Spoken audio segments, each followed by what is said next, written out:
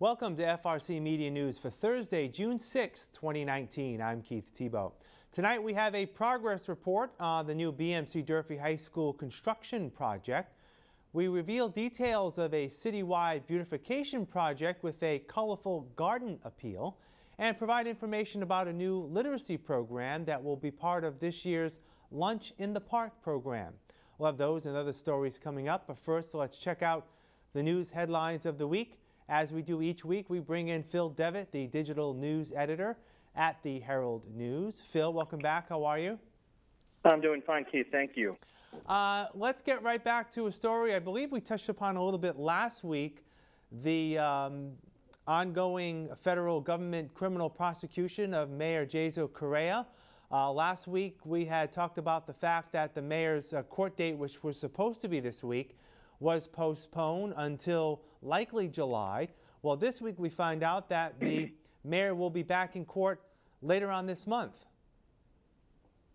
Yes, there have been 5 continuances so far. So in a situation like that, you never say never, but it's looking like June 25th is going to be the date of the pretrial conference for the mayor, and it will go on at 2 p.m. It's been 8 months since the mayor was arrested on a 13-count indictment of wire and tax fraud charges. And since that time, attorneys have been reviewing the discovery, or the documents in this case, some 18,000 pages of information sealed off to everybody else. And every time a continuance comes up, the attorneys are basically saying, we need more time to go through this information. Right. Now, in the last 8 months, Correa hasn't appeared in court at all.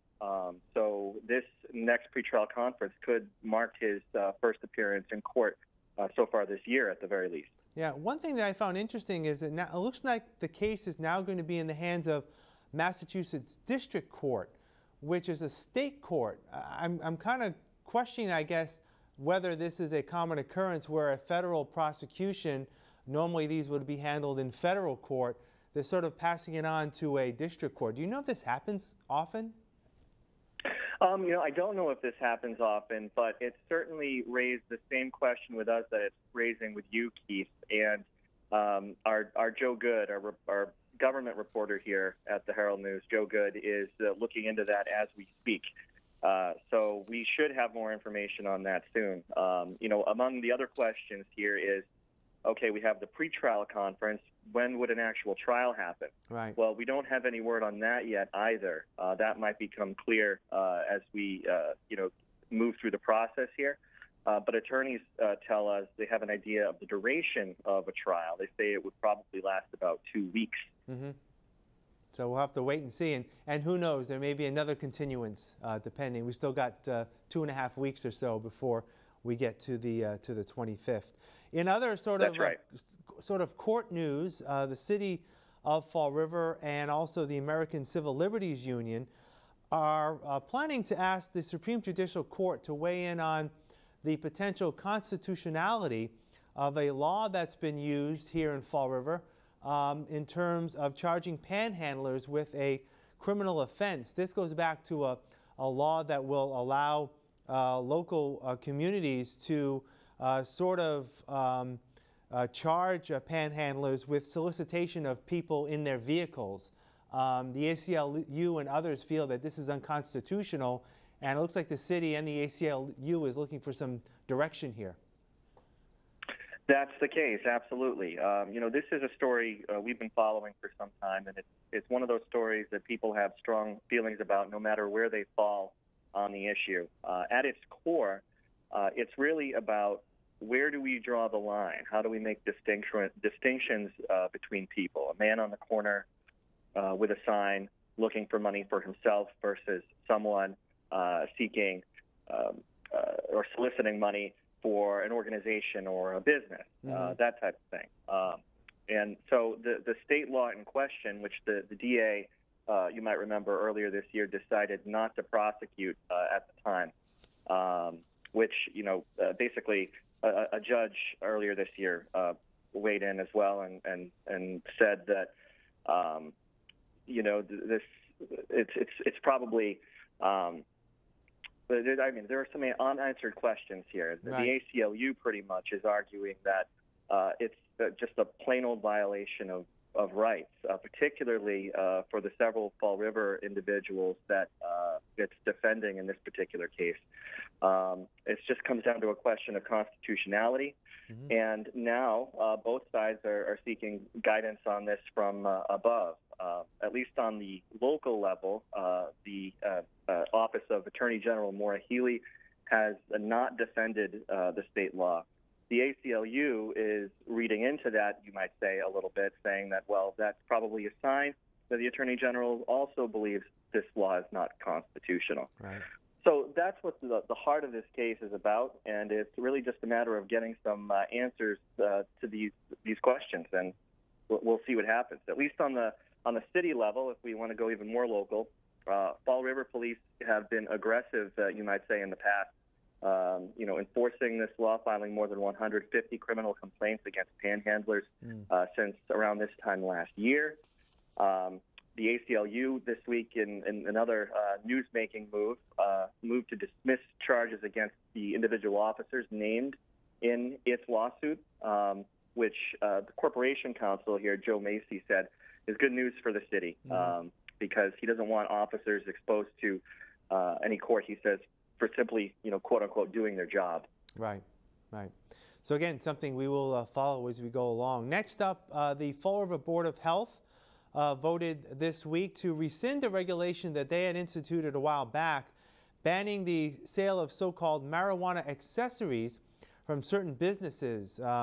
The Board of Health had ruled back in April that, that these marijuana accessories should only be made available and sold at the recreational dispensary locations within the city, and not necessarily be sold by any other stores or clerks within the city of Fall River.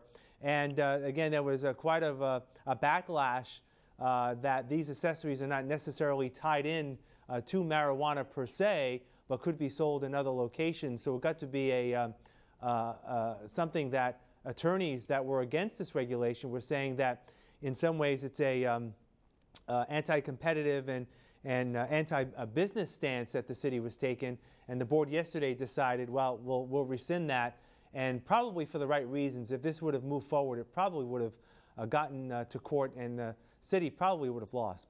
Correct? Yeah, absolutely, Keith. You nailed it. You want to talk about confusion over panhandling, but also confusion over this regulation, at least over the course of the last month. When the Board of Health put this regulation on the sale of marijuana accessories in place, it immediately raised questions of, fairness, as you mentioned, but also questions about what the precise definition of marijuana accessories is. Right. We here at the Herald News followed up a couple of times to try to get a sense of what this definition was really about. We even asked Board of Health members, and to their credit, they were honest with us in telling us, we don't know. We don't know. So this meeting that took place this week, we thought originally was going to be a firm attempt to clarify that definition, and it ended up resulting in rescindment of the regulation altogether because, as you said, an attorney present at that meeting said this will not stand legally if challenged, and the language doesn't really get plainer than that. Absolutely. All right, finally this week, we are in a political season here once again in the city of Fall River. Candidates have been visiting the election office to take out nomination papers. They have until, I believe, July 10th to do so, to take out papers, another couple of days to return them. And this week, one of the candidates for mayor, who also ran in the recall election, Paul Coogan, returned his nomination papers, the first to do so in the race for mayor. And it looks like he's going to be, again, looking to try to become the city's next mayor, and he handed in, I believe, about 600 signatures, and he needs 300 to be certified. Absolutely. Yeah, it's been pretty quiet on the election front lately. We check in regularly with Government Center to see who has been in to pick up nomination papers or drop them off, and some days it's a complete wash. This week, not the case. Of course, Paul Coogan made news when he came in and was the first to submit his nomination papers. I got to see a picture of him doing so. He had a big smile on his face while he did it. You wouldn't necessarily know that this was a man who lost an election, this recall election to Mayor Correa just a few months ago. So this is a gentleman who, was down, but certainly isn't counting himself out and seems ready to go again in a challenge, possibly against our sitting mayor, who has, I think we've talked about this, Keith. The mayor tells us he plans to run, but he has not yet taken out nomination papers. Mm-hmm. Of course, he has time, I believe, until July 10th. And then the preliminary comes at us fast and hard September 12th. Yeah, we'll be interested to see if any other candidates take out papers for the other offices. As of right now, according to a story this week by Joe Good, that there are 15 potential candidates for city council. One of them, former city councilor and former mayoral candidate Linda Pereira. Looks like she wants to get back onto the council. It does. She's a familiar face, and she says she's ready to serve again. She tells us that, everybody knows that name, Linda Pereira, in the city, and people still call on her for help. She finds herself involved regularly in a variety of causes. She enjoys helping people, so it looks like she's thinking, why not jump in and run again for a familiar office. Right. So people will continue to be taking out papers in the elections office, and again, we won't have a firm indication on who will be officially on the ballot until actually early August, when all the signatures are finalized and the papers are filed, and we'll look forward to a preliminary and a general election later this year. All right, Phil, what's coming up over the next few days? Well, graduation. Yeah. I feel like a broken record lately, but we're still in the thick of graduation season. Of course, Durfee High School and Diamond graduating this weekend, Diamond tonight and Durfee tomorrow. And we're going to bring you as much coverage as we can on all of these milestones for students in our city and beyond. A great time of the year and celebrates student success here in Greater Fall River. All right, Phil, we'll talk again next week. Take care. You too. Thank you, Keith. We'll have more FRC Media news after this. Here are some job descriptions on the latest hot jobs list from the Mass Hire Fall River Career Center. Bank teller. Rockland Trust, located at 855 Brayton Avenue, is in need of a part-time bank teller responsible for conducting financial transactions for bank customers in a highly professional manner. Job number 122-19557. Waiter or waitress. Scotty's Pub, located at 202 Pleasant Street, is looking for a part-time waiter or waitress to provide wait service to ensure satisfaction, such as taking customer orders and delivering food and beverages. Job number 122-09974. Call center representative. Canacare Docs, located at 82 Hartwell Street, is looking for a full-time call center representative to use their knowledge of company products, services, and policies to assist callers with inquiries, complaints, or problems. Job number 122-09098. Family Service Association, located at 101 Rock Street, is looking to fulfill the following full and part-time positions. Van driver, job number 122-30552. Clinical supervisor, job number 122-25958. Stepping Stone Incorporated, located at 542 North Main Street, is also looking to fulfill the following full and part-time positions. Project coordinator, job number 122-19742. Outreach worker, job number 122-19734. For more information on these or other positions, visit masshiredjobquest.detma.org or call the Mass Hire Fall River Career Center at 508-730-5000. The $263 million BMC Durfee High School construction project on Ellsbury Street is moving along on schedule, thanks to decent weather over the last few months. Here's an update. Well, right now we're putting in footings, foundation walls, piers that'll be holding up the superstructure for the building. And we're about, I want to say, between 80 and 85% complete. We're right on target, maybe a little bit ahead of target. A lot of concrete poured every day, well over 100, sometimes 200 yards of concrete every day being poured. That process will continue probably for the next 2 weeks, maybe 3, and we'll be wrapped up with that foundation work, which is a milestone on the project. Beyond that, we are probably 60 to 70% complete with our utilities, which is sewer, water, gas, telecommunications coming into the site. We are fine grading the inside, rough grading I should say, the inside of the building. Plumbers are putting in all of the groundwork right now. When the plumbers are finished up, we'll start some electrical that will run under the slab, all in preparation for pouring that floor. What were the deterrents? Weather. So we had a mild winter, which allowed the contractors to work right through.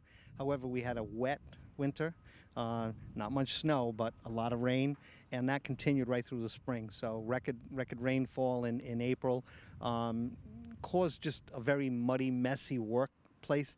We didn't lose any days, which is really good. I think we're a few weeks ahead of schedule overall. Attributed to the mild winter as far as cold and snow. Any problems with the ground the way it stands? No, none at all. We came out of the ground in great shape. Normally, in construction, that's your point. You know, you never know what's underground. You do a lot of testing to try and get a handle on what's there. But we were very lucky. Our boulders came in considerably less than we thought they were. We didn't have any stuff that we couldn't move, which is great. We've done a lot of that utility work, so even the lines leading up to the school have gone very, very well. So all of those things that we were worried about at the initial stage actually came out to our favor. A new flower is taking root in Fall River this season. As part of the citywide beautification effort, the Creative Arts Network, in collaboration with city government, has introduced the Hydrangea Project. First of all, we're going to be around the Battleship Maritime Museum, the city, which behind me you see several of the pots that have been planted already with the hydrangeas, South Main Street, 3rd Street, and of course Old 2nd Street. There were 3 things that we spoke to the mayor about when we met with him and asked for his support, which he was very willing to give, and I think because he recognized the value and the significance and the importance to the city. And there were 3 things we talked about. We talked about it actually being a beautification project, a connectivity project, and a cultural and sharing recognition project. The mayor recognized that, he was very enthusiastic, and he has pledged the city's support and has made the Hydrangea Project a priority. As I've had the pleasure of being able to go to my home country, of course, my parents, where they came from, and seeing these hydrangeas in their natural environment. And it really is something to see. So to be able to bring that to our community is really a great service to our city and cannot be made possible by all the partners, without all the partners that are here. So this is just the beginning of the project. You see some of the plants out today in their beautiful color. They're going to go all the way down to the waterfront, all along our waterfront, on-ramps, off-ramps, and in our neighborhoods. So the goal is really to make Fall River a hydrangea-friendly city, one that you can see all these different hydrangeas, and I think at some point it'll become a tourist attraction as well. We'll have more FRC Media News after this. Hi, welcome to Hot Dogs and Cool Cats. Today we have Leo. He is a Poodle Shih Tzu mix. He was a stray. He's about 2 years old. He's very playful. He has quite a bit of energy. He does do well with other dogs. He would do good with children. He's very, very sweet.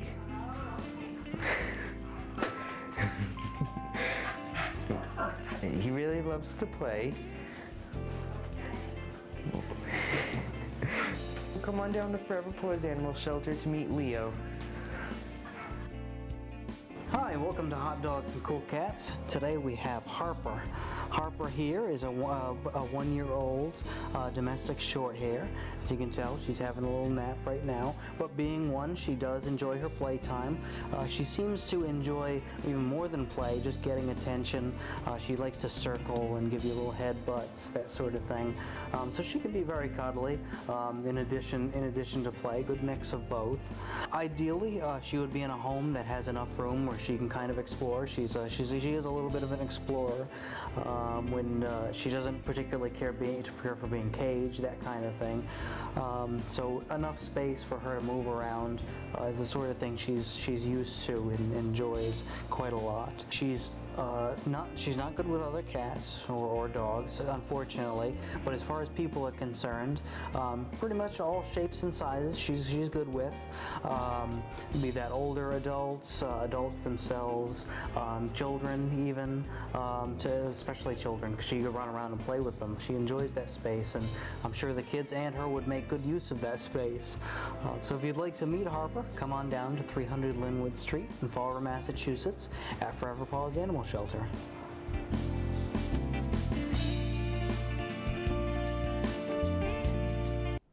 The Summer in the Park lunch program, sponsored by Greater Fall River Recreation, will begin June 24th. In addition to healthy meals, youngsters will also have a chance to keep up with their reading skills during the summer break. The literacy program was the result of a recent brainstorming discussion among several social service agency personnel in Fall River. Every summer, we feed lots of kids through Greater Fall River Recreation and the Project Bread program in all the parks and housing authorities here in Fall River. And we've also discovered that for many of those kids, this is their one time of recreation in the park. They get a great lunch, but we wanted to enhance that experience by providing some educational support in the areas of social emotional learning. So as Wendy and I were talking about adding a literacy component to this program, we realized we needed titles. We know we had a great resource in the Fall River Public Library and the children's librarian, David Mello. So I dropped him an email. He communicated with some of his colleagues. He did some deep dives. He looked in his shelves, and he was able to put together like a 2-page long bibliography of texts for younger elementary school age children, so kindergarten through about 3rd or 4th grade, focusing on social emotional literacy, focusing on diversity issues. We tried to find a variety of texts that had children of different ethnic backgrounds. We have a couple books in Spanish. We have a couple books that feature rocks and cats. There's some superheroes. We really tried to find a variety. The youth that run the summer lunch program will have a training in a couple of weeks at actually Trade Winds in Durfee, sponsored by Greater Fall River Recreation. And some of us will be there to go over the games that we have created and talk a little bit about this literacy program. So the games that we're going to do with the kids, that we're going to ask the counselors to do with the kids, are things that build self-awareness, control of emotions, social awareness, leadership skills. So these are things that kids need to be able to be mentally healthy as we move forward. That'll do it for this edition of FRC Media News. You can watch FRC Media News Thursdays and Fridays at 6 p.m. and visit our website at frcmedianews.org. For all of us here at FRC Media News, I'm Keith Tebow. Have a fantastic week. We'll see you next Thursday.